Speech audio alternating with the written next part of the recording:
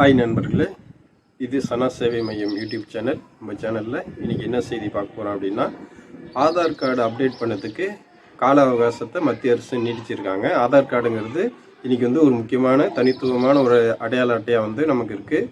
இன்றைக்கி எந்த விஷயத்துக்காக போனாலும் கூட ஆதார் அட்டையை ஒரு அடையாள ஆவணமாக கண்டிப்பாக கேட்குறாங்க. இந்த ஆதார் கார்டை 10 வருஷத்துக்கு ஒரு வாட்டி அப்டேட் பண்ணணும், புதுப்பிக்கணும் அப்படின்னு சொல்லிட்டு மத்திய அரசாங்கம் சொல்லியிருக்காங்க.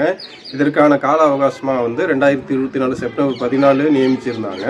அதுக்கப்புறம் டிசம்பர் 14ஆம் தேதிக்குள்ளே இந்த ஆதார் கார்டு 10 வருஷம் ஆனவங்க ரினியூவல் பண்ணணும் அப்படிங்கிற மாதிரி மத்திய அரசாங்கம் சொல்லியிருந்தாங்க. அதற்கான காலக்கெடு நேற்றோடு முடிஞ்சிச்சு.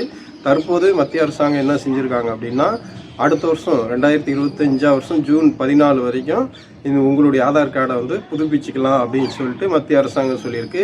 இது நீங்களே மை ஆதார் அந்த வெப்சைட்டில் நீங்களே பண்ணிக்கலாம். உங்களுடைய voter ID, pan card, passport, bank book, ration card இந்த மாதிரி டாக்குமெண்ட் வச்சுக்கிட்டு நீங்களே அப்டேட் பண்ணிக்கலாம். அப்படி இல்லைன்னா அருகில் இருக்கக்கூடிய ஆதார் சேவை மையத்துக்கோ இல்லைன்னா அருகில் இருக்கக்கூடிய கம்ப்யூட்டர் சென்டருக்கோ போயிட்டு நீங்களே உங்கள் ஆதார் கார்டை அப்டேட் பண்ணிக்கலாம்.